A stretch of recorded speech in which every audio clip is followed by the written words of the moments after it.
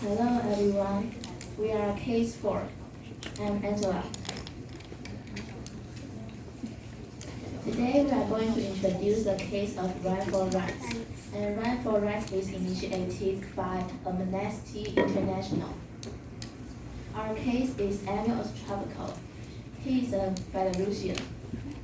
First part, background and current condition of the case. Second part, local laws. We are going to introduce the information about Belarus. Third part, similar case in Taiwan. Fourth part, proposed opportunities, what the governments can do for them.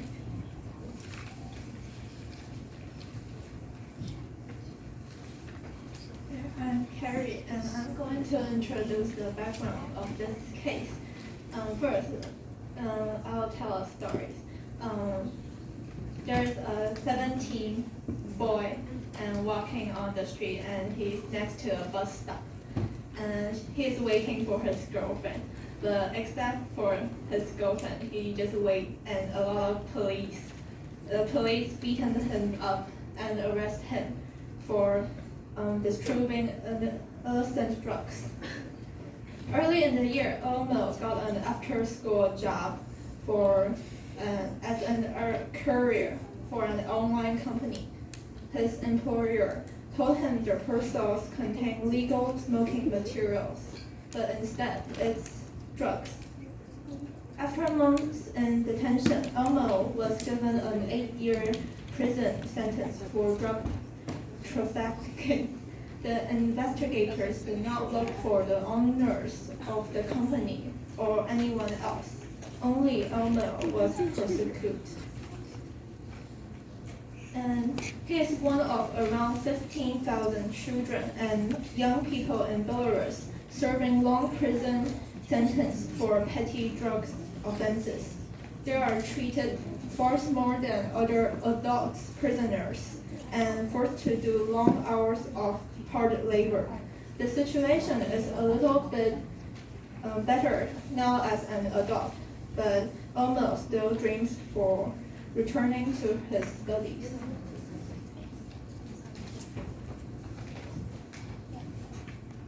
And I'm going to talk about the laws of Belarus. The first one is human rights violations. Belarus put a heavy reliance on criminal laws, has resulted in widespread human rights violations and abuses. The second one is unfair trials in 2018. In 2018, he was sentenced 10 years in prison following his convictions in unfair trials for minor drug offenses. The third one is a zero tolerance policy in 2015. In 2015, Belarus has adopted a zero tolerance policy to drugs based on repressive and punitive laws. In some cases, those arrested have not committed any crime and are framed for non-cooperation with the authorities, who tries to use them to incriminate others. Suspects face countless human rights violations during the investigation and trial. Hello everyone, I'm Crystal, and here comes my part, the similar case in Taiwan.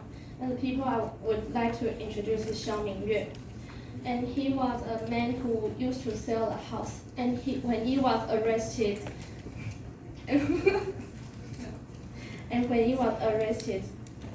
at the age of only 27, and he had already married and had 2 children.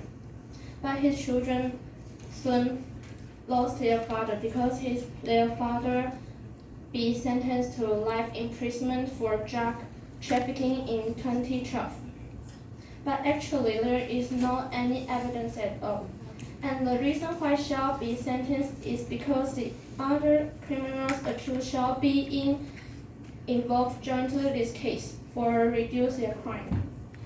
But actually Shao didn't do it. And until now, 7 years have passed. And Shao didn't be released and has been endured the unjust sentence. And his parents, his wife, and his children still wait for him to live together. I'm Yvonne. and I'm going to introduce proposed opportunity. In the younger criminal cases, the government could focus on strengthening re-education and supervision to reduce the chance of recounting the crime and being stigmatized.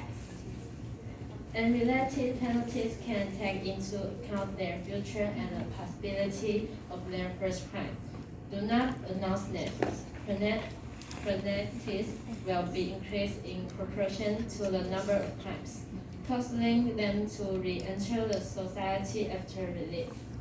Second, for the first offense of adolescence, you can consider a life sentence and strengthen education on drug-related knowledge.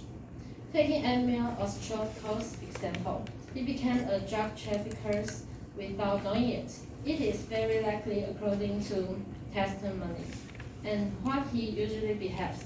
That's why we give this suggest. However, who should be catched are then the drug prosecutors and the drug dealers. 药头和药的买卖方 should strengthen their understanding of the case and testify their testimony. The company he applied for on the internet should be given tracing back to the source can effectively prevent crime. The third part, human rights, medical, and health environment in prison should be guaranteed, especially for light offenders and teens.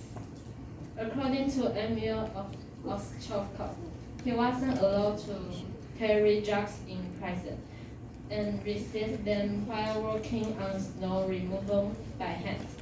For labor in prison, social public service removing snow are reasonable, but giving tools and guaranteeing their physical health can increase work attention.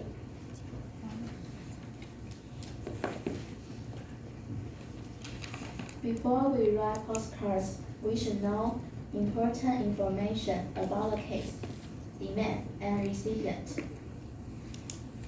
Important information about the case. First, Emil Ostrovko was only 17 years old in 2018. He received an 8 years prison sentence for drug trafficking. Second, Emil had worked as a courier for an online company.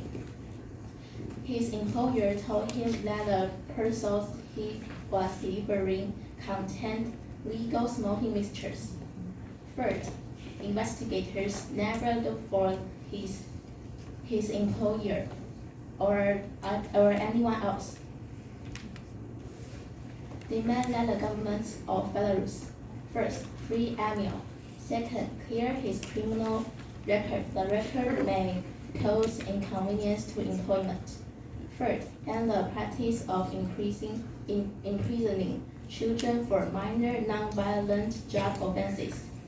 Fourth, ensure no children are imprisoned for minor non-violent drug offenses.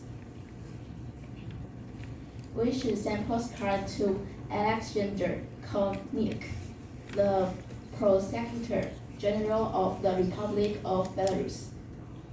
This is the end of our presentation. Thank you for listening.